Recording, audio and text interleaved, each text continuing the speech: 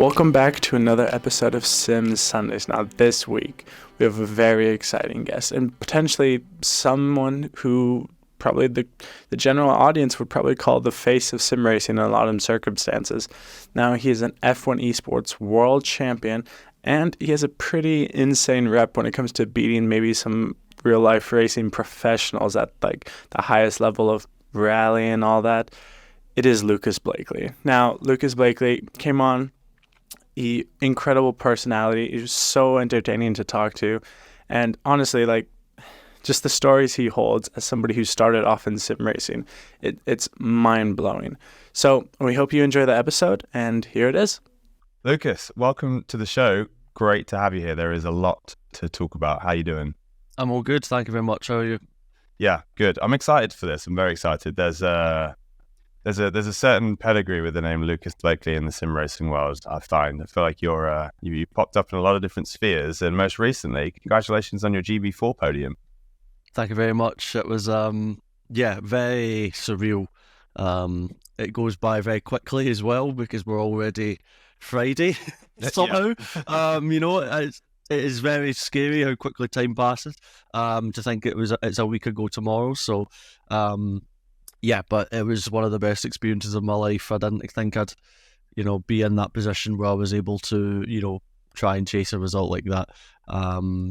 Just even getting to go racing. So, very, very grateful, and was one of the, very, very high. I'm no secret to the whole emotion when it comes to racing, whether it's on the sim or whatever, but I fully lost it.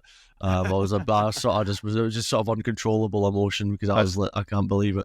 Yeah, I saw the pictures. That looked like an incredible weekend, and it's kind of like we've had a few people on the show now from like yourself and Super GT who've kind of done this like Jan Mardenborough journey of kind of starting in sim racing and then ending up with these crazy experiences.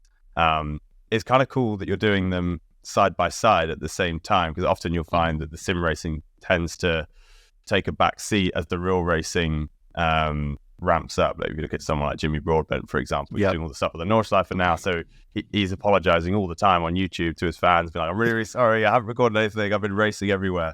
But with you, it feels like you're ramping up in both worlds, right? Yeah, I mean, some of those guys you mentioned I take inspiration from as well. I mean, I love seeing, fellow people within the industry, succeeding, and, I mean, you mentioned Jimmy. He's one of the sort of the trail. I believe he's one of the trailblazers for our community, and I have so much respect for the guy. As many others as well. He's just to name one. It's quite cool, getting to live my dream through sim racing as well. Like how that's created the opportunities to do the real thing. If you like,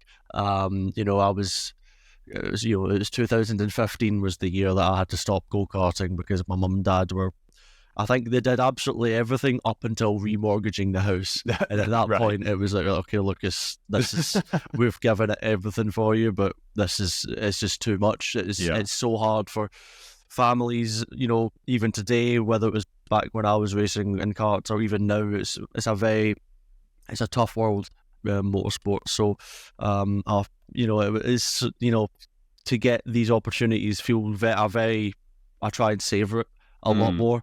I'm aware that, I'm not going to be able to just like, as much as my heart would love to, it's not like I can jump in an F4 car every weekend. It's something that might only happen once or twice in my life. Like I didn't expect to even race GB4, for example, again at the weekend. That was one of the nicest surprises that I was. I mean, I had to throw it all together, but I was, it was a very welcome opportunity and one I'm very, very, very, very grateful for. I would just try and maximize all these things because I don't know how often they're going to come around. I guess because it was taken away from me once, I'm very conscious of how it can happen again in a way. So tell us about that.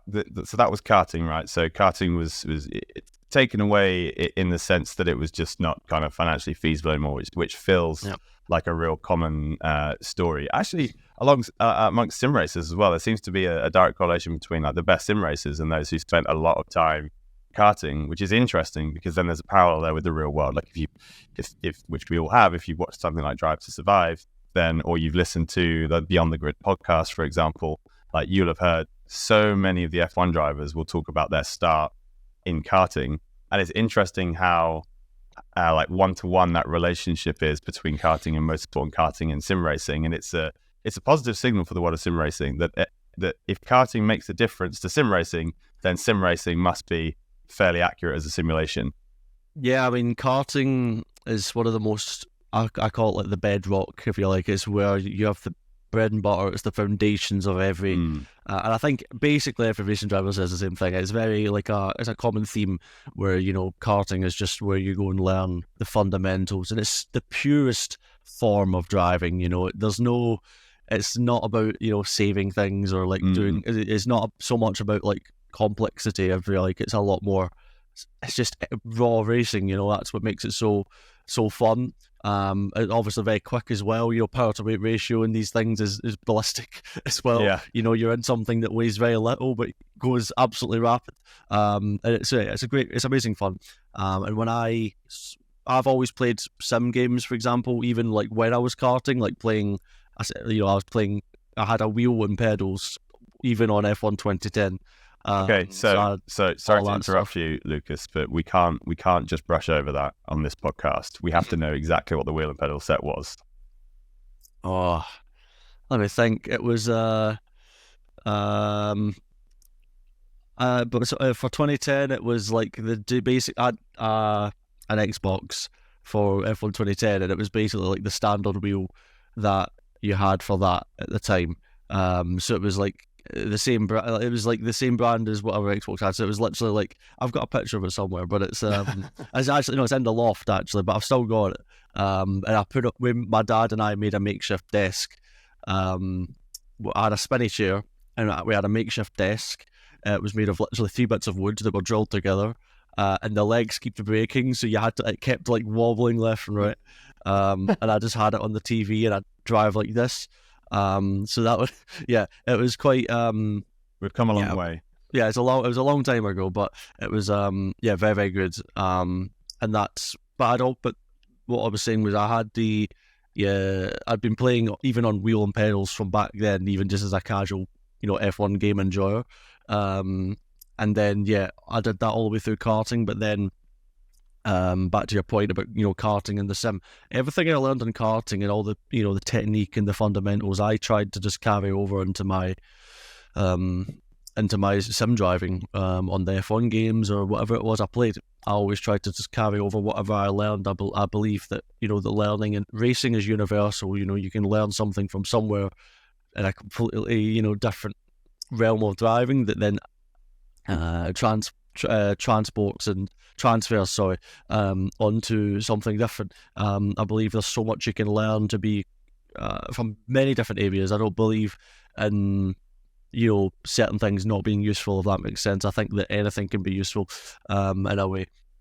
So yeah, I'm very much a believer of, you know, the sim racing being a positive aid, if that makes sense. So yeah.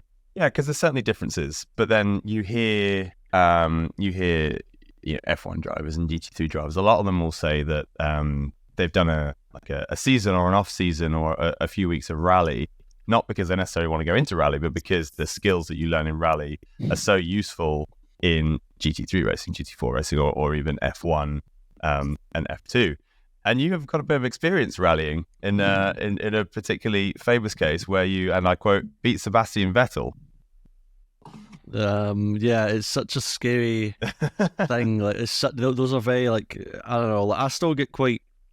I don't really know how to even react to that, even like all this time later. I mean, I've obviously had people mention that to me, and it's like, oh, what did it feel? What was it like? And these sort of things. But, you know, I think, you know, if you were to put it in personal context, that you're driving a car that you've driven for 2 laps, you're so far out of your typical comfort zone, let's say, right? Everyone is. That's the point of Race of Champions. You're thrown in a car and you go, right? Yeah. So, but you're in this situation. It feels like the world's watching, because it kind of are. Because they were. And you're lining up on this, you know, snow, the start line, and you look to your right and you just see this you just see the white and German stripe helmet of Sebastian Vettel, and it's like, you're about to race this man, and it's the scariest, most like your adrenaline is like through the sky, like it's so high. You're like, oh my god, it's such a scary but exhilarating experience because you're like, it becomes very real in those few seconds. So and I mean, I don't really focus so much on the result in a way, because I feel like I've got a sense of duty that, if I was to be, let's say I was to be quite arrogant about it, right, which I would never want to do. I don't believe that's the person I am. But if I was to be that sort of, if I was to behave a certain way about it, it's like, walk around with a bit of swagger about it,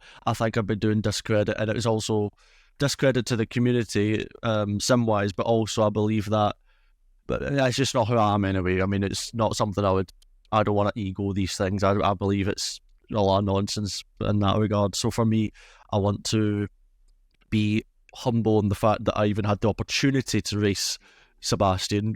There's many drivers on this planet who would love the opportunity even just to drive alongside him. So for me, I want to remember these fundamentals of, you got to drive at Race of Champions and drive alongside Sebastian, and Mick Schumacher and Valtteri Bottas and Mika Hakkinen and all the other amazing names that I've had such a genuine lifetime privilege of going up against, and that's how I really want to remember it in a way. Yes, of course, the being able to come out on top is the coolest feeling on the planet and something that you are so pumped about, but it's not something that I want to go on about, if that makes sense, because it's a weird situation for me, because I feel like I don't want to talk about it too much, because then people will start saying, oh, look at him, he's on about it again, this sort of thing. So yeah.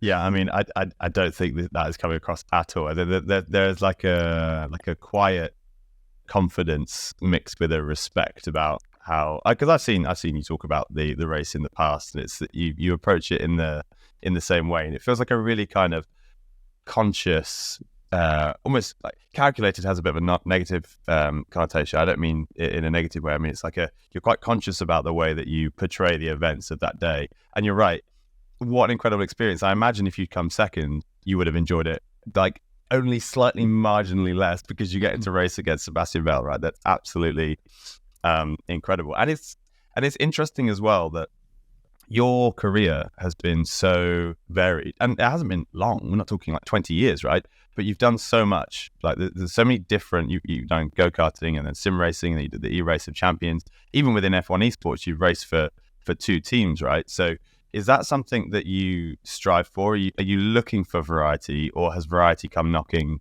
because of your pace and success?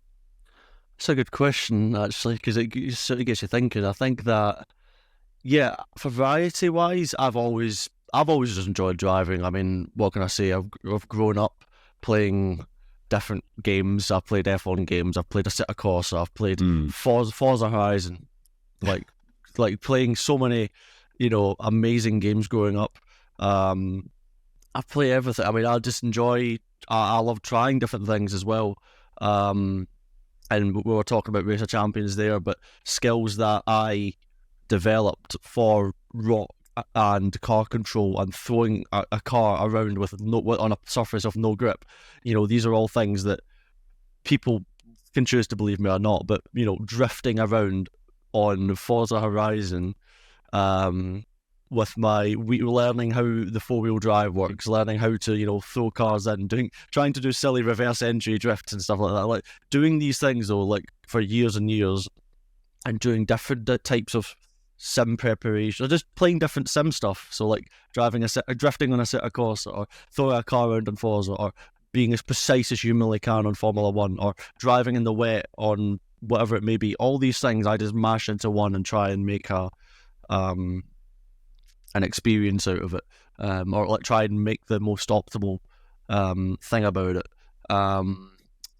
But yeah, I slightly went off topic there. No. It's interesting because there's a couple of themes, right? So I've been so fortunate and privileged enough now. I think we've had 70 or 80 episodes of this podcast, so I've managed to speak to so many incredible people from around the sim racing world, from manufacturers of cockpits and wheels to esports drivers to team managers to streamers, and there's loads of common threads that you start to notice, and it's funny how the sim racing esport pros, a lot of them seem to start in exactly the same place in exactly the same era. There seems to be this generation of people who raced Forza Horizon 4 on Xbox with the wheel on your lap. That seems to have kind of like captivated a lot of imagination. So yesterday we recorded an episode with Nick Andrews, who's AR12 Gaming. So he's got like 2 million followers, all from Forza, right? And so it's funny how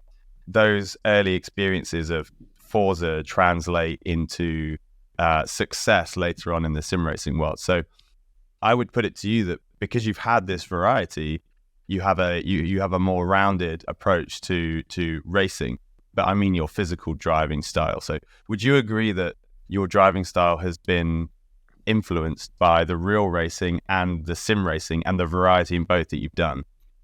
I would say yes, because even at the weekend there when I did GB4, like my driving style, I have certain traits that just carry over, like for like the exact same thing. What I do on a sim will transfer straight over. Like my driving, there are certain traits that I do that are just universal, and that's quite cool to see because it gives me a sense of context of what I'm physically doing and what I'm doing on the sim. It's like a great cross-reference point for me, and something that I try and make use of, knowing that.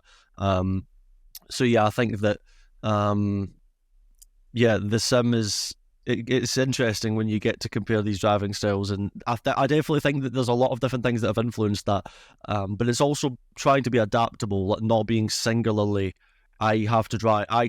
One thing I try to avoid is that I'm unable to, especially on the F1 games, so with F1 esports, one thing I definitely try to avoid, if I can, is being unable to use a certain driving style. So like, there's one way to be quick, and I'm not able to do it. For me, I need to be as cross. I need to be able to change between different styles, whether it's understeer or crazy oversteer, or loads of rotation, little rotation, loads of front end, no rear end. I want to be able to do it all, and have a good core fundamental of the control of the car, and that's what I try and focus on, is having good feel. Something on the sim that it's very easy to drive through repetition on a simulator, for example, where you're just driving, you improve it by method, by lap, you just do. You improve by doing loads of laps, but with no feeling. But with me, I try and do the complete opposite, where I try and drive with, obviously there's always going to be a bit of repetition in there because it's a sim, you're going to do a million laps, but I like to try and implement a lot of feel to it, because that gives me a lot of confidence, and the confidence is what helps me deliver when the pressure's high, and gives me the belief that I'm able to pull a lap out, which is the hardest thing to do in F1 esports. So that's incredibly interesting. So again, I've been fortunate enough to speak to a lot of F1 esports drivers from your competitors this season, actually, and I spoke to, and I won't mention the team yet because the episode's not out, but we went to the factory and we spoke to 4 of them, and they said the opposite, which was F1 esports is a mental game. F1 esports is about muscle memory. It's about who can put in the most time, who can keep focus for the longest during practice, so that when you get to the race, you're just replicating it. Now, that's it, and most of those people from memory kind of sim racing only. So it's interesting that you've kind of used your outside world to approach F1 esports with a totally different mentality, almost, which will no doubt help you after F1 esports, right? If you go into another style of racing, it's not like you're an F1 esports driver and you have to adapt. You're already an adaptable driver, right? There's some strategy there. Yeah, I mean, I think it's interesting because I think there's one thing I've always stood by as well, is that there's also no one solution. You can drive with 2 different driving styles, but if you make it work and you're quick, you're quick. What I've described is what I personally feel is definitely the way that works for me.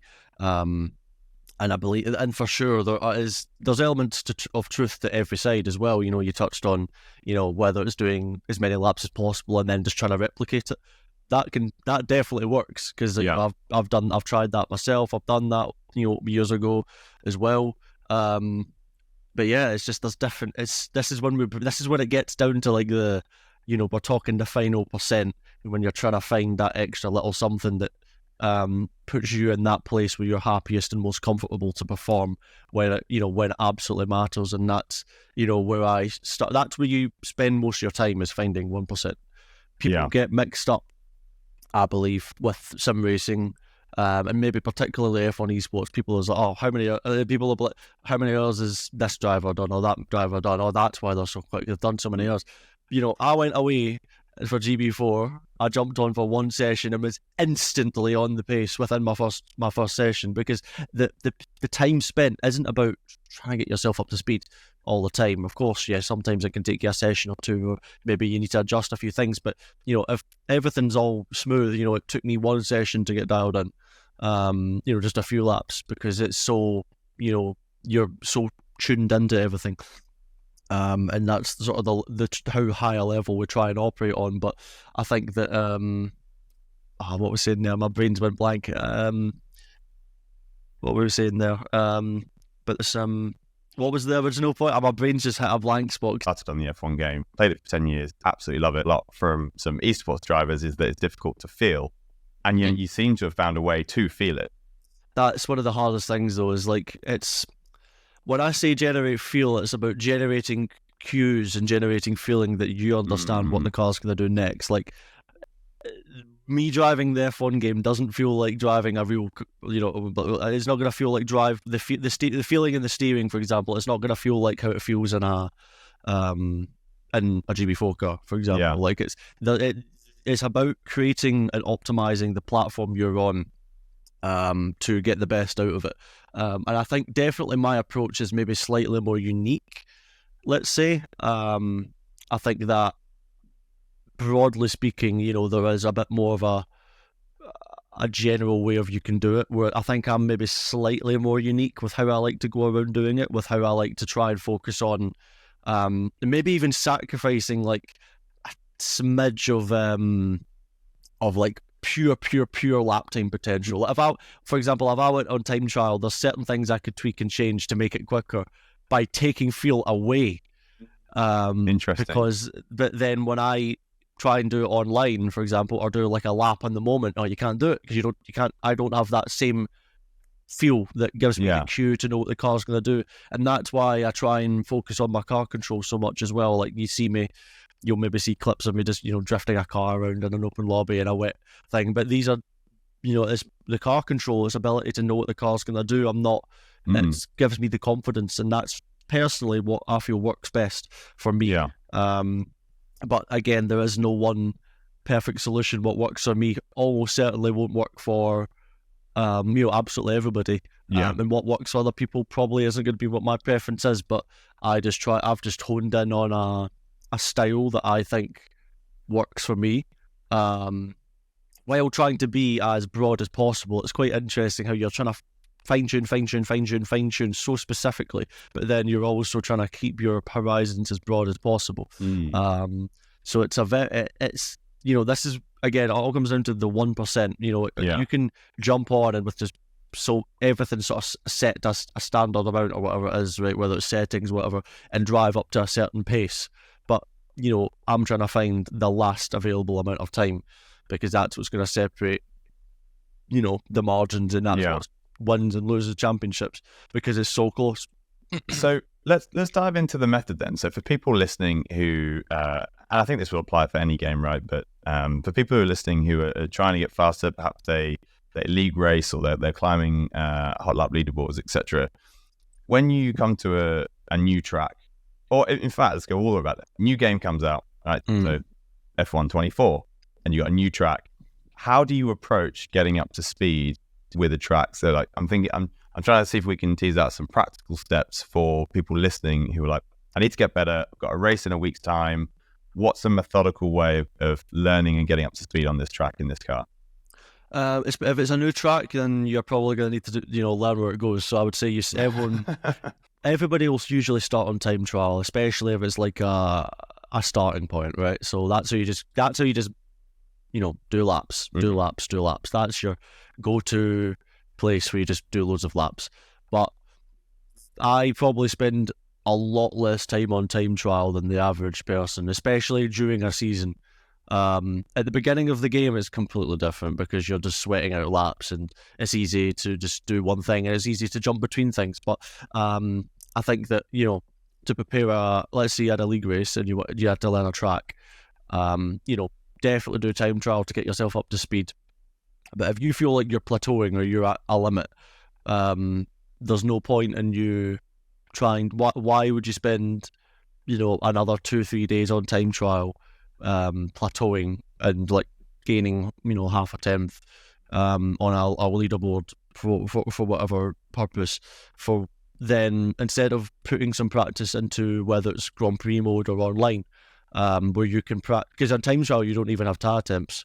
It's everything's static. The grip's static. It's all very static. So what I like to do is do a lot of practical practice, if that makes sense. So doing, replicating the online. If you've got a mate that you're in a league with, then practicing it online, I think, is one of the best sources of practice. Because mate, okay, you'll not get as many laps in as a time trial, for example, but that's almost, in a way, there's a point to it as well, because if you're going to need to pull out the lap without doing lots of laps as well, you need to be able to find a time on the spot, and that is where a massive part of the challenge is, especially in F1 esports. I mean, it was touched on earlier, but mentally it is the hardest part, not getting in your own head and being focused. So I think you've got to be, because what you might find is you'll do time trial and you'll be able to do a certain lap time, but you'll jump online and then you might find you might end up a second off, and you're like, oh, why am I missing that time? But then you'll do more laps online and you'll do more qualifying sessions. I mean, GP mode's a little bit different because you can obviously restart that and do lots of laps as well, but at least you've got tire temps as well, and it's a little bit more replicable. But then to the online where you would do a league race, but what you'll then find is online you'll start to chip away and you'll understand how to drive out, do a lap, prepare your tires as well. There's all these details, and then that means you're going to probably save yourself a good few tenths, depending what level you're on, obviously. But I think that a big mistake a lot of people do, in my view, if they're doing league racing, is that they spend so much time on time trial. Now, don't get me wrong, like if you can do a really good lap in time trial, odds are you're going to be able to do well online. But that you do see, you can spend so much time in time trial and then just be nowhere in the qualifying. And I think that's something that people confuse as time trial equals pace, if that makes sense. Like, it's like when I do F1 esports, for example, I will do time trial for, if I have 3 weeks to prepare for an event, I will spend 1 or 2 days maximum on time trial. I'll be straight onto, and if I've already done the track, I'm not even touching time trial.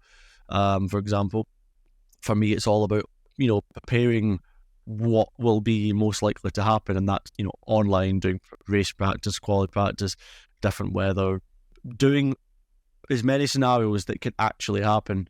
Me doing laps on time trial is really just I do it to really just check things, if anything. Not if I want to try a certain change in a setting or something. There's you remove the other variables. Yeah, pretty much. But as I say, what works on time trial sometimes doesn't work at all in the rest of the game, whether it's settings or things. It's tricky to get your head around, but eventually you figure it out. Well, speaking of variables, sim racing has an additional layer. Well, it has, in my opinion, 2 additional layers, right? So in the real world of racing, you have the car, the track, the setup, the track conditions and weather, right? So you have the track and its variabilities, the car and its variabilities, i.e. the setup and tire degradation, etc., right? But then in sim racing, you have 2 additional layers that you have to compute. You have the game itself, and especially with F1, with it changing every year, there's an element of having to learn how the game changes everything uniformly, and then you also have your physical hardware setup. So your wheel, your pedals, and all the settings within that, right? Which you don't have. It's almost doubling the variables that you have to learn and understand and optimize from real world racing. There's 2 additional layers, right? But talking the game itself, how do you approach trying to understand the new game? So when the next F1 game, when the iteration of the next game comes out, F1 24. Like, what process do you go through to try and pinpoint, okay, I can see that they've done this. I can see that this now works better than it did before. These setup characteristics are less effective than they were. Like, how long does that take? I think getting a feeling for the game doesn't take like way too long, if that makes sense. I feel like, within a day, a couple of days or so, just to give a rough idea, you sort of figure it out. Like the game's, like the way you need to drive a game, or at least that's how I sort of feel. Because I think the one thing we've done well, or maybe I've done well, get on the pace very, very, very quickly at the start of a game. So F1 2021, I was really quick at the start of that game, and I kept that pace up for the rest of the year. 22, we managed to win the championship, so it started well, ended well, and I think this year's game has been probably something similar so far, where straight out of the blocks the pace was there, and we've kept it up. So I think that something I think whatever I'm doing at the start of the game seems to work well with understanding the game, and then once you understand the game driving wise, so purely like knowing what the car you need to do to drive the car and how to drive it fast, once you figure that out, you're straight into probably testing what makes the car go quick. Yeah. Because every year the things change as well, as you say. It's like a moving goalpost every year. There's no guarantees that what works a year before is going to work the following years, which keeps it interesting. It keeps it interesting, but it also makes the amount of work we need to do incredibly annoying, because you have to start from zero all the time. Yeah, and it's so frustrating, because it's sometimes you just wish you could just have it simpler, but then equally that's what creates opportunity, and that's what we're here to do. Because it's always a blank piece of paper. So what do you prefer? Do you prefer driving, and by that I mean the kind of optimization of pace, setups, kind of optimizing those last few tenths, getting faster at track, or racing? Racing, that's easy. I mean, trying to get like I always make the joke of it, but it's like 95% of what we do is like, in a good way, is like being frustrated. Because you're always trying things. It's like the cycle of trying stuff, right? So you're 95% of the time you're like, what do I do to make this car faster, or what do I do to what do I change on the setup, or what roll bar do I try, or blah blah blah blah blah, like a million different things. So I think that's what makes racing more enjoyable as well, where it's like you don't need to think about trying a different setup. You pick your setup, you jump on the track, and you drive, and you get the the focus, you get the adrenaline, you get that's where the pressure comes along as well. So I think that's for racing is by far the part, which is why we all do this. I don't think the fun part is spending all day driving to test setups, and most of them not working, because the you have to try so you want to be fast enough to be side by side, right? Yeah, you want to have that wheel-to-wheel racing. The motivation is you want to win. I mean, that's what motivates you at the end of the day, and you have to remind yourself that quite a bit. You're doing this because you want to win a championship. You're not doing this because it's going to always be fun. It's just sort of trying to dig. So you sort of got to dig deep a little bit. Have a bit of grit. Be determined, because last year, for example, I went to ridiculous lengths to try and maintain my championship challenge, especially as the season goes. I mean, we were putting in a lot of effort all year, but even for that last event where the championship was to be decided, I was leaving literally no stone unturned, like going to every possible length I could to try and understand the game, performance. Like you're talking about variables, so looking at my driving, looking at the settings I have, looking at the setup, looking at the races. Like I left nothing unturned, because I wanted it so badly. And that's what you need to do basically all the time. What I've just described, you basically need to do all the time if you want to win, especially in F1 esports when it's the most competitive thing, on the planet. And that's where, that's where it's really useful as well when you have and that's where the sort of the team element comes in as well. We're working with,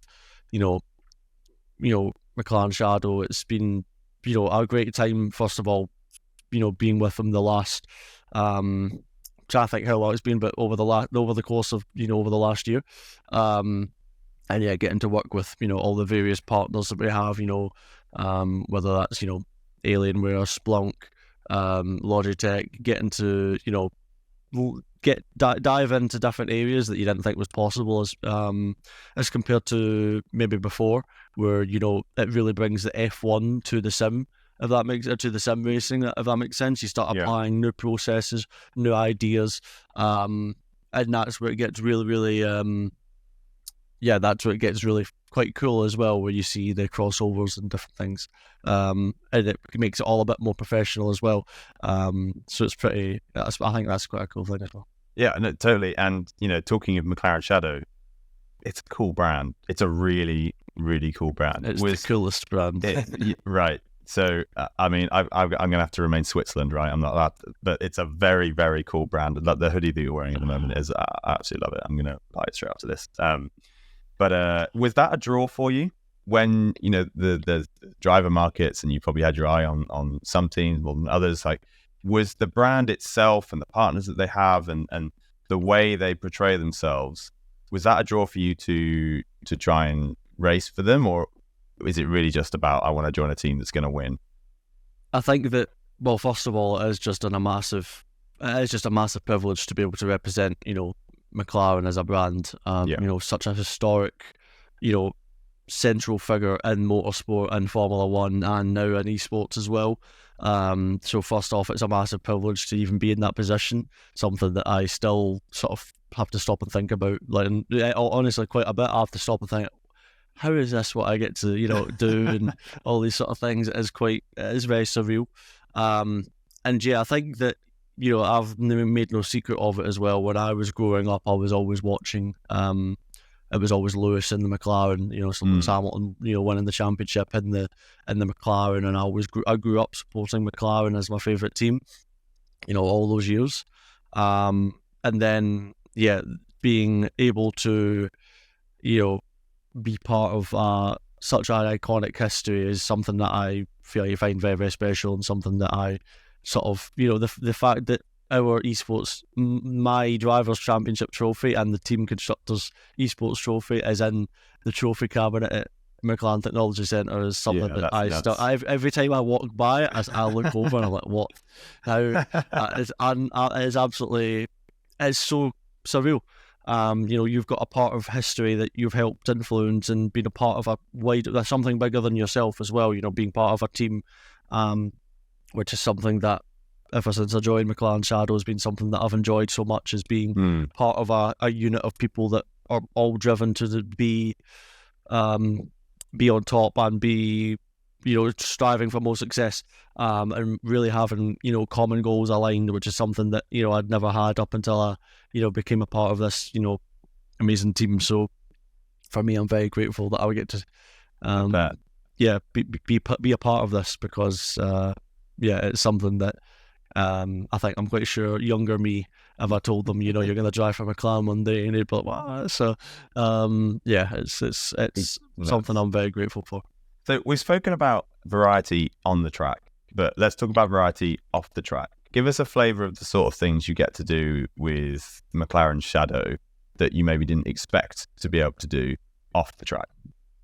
I think that's quite an easy one, because I feel like I'm just very lucky to get to do different opportunities, whether that's, I flew to, where was it? Well, I've flown to races that I never thought I'd get to go to as well. So I went to Belgium last year, Abu Dhabi last year with McLaren, which was, such an amazing privilege.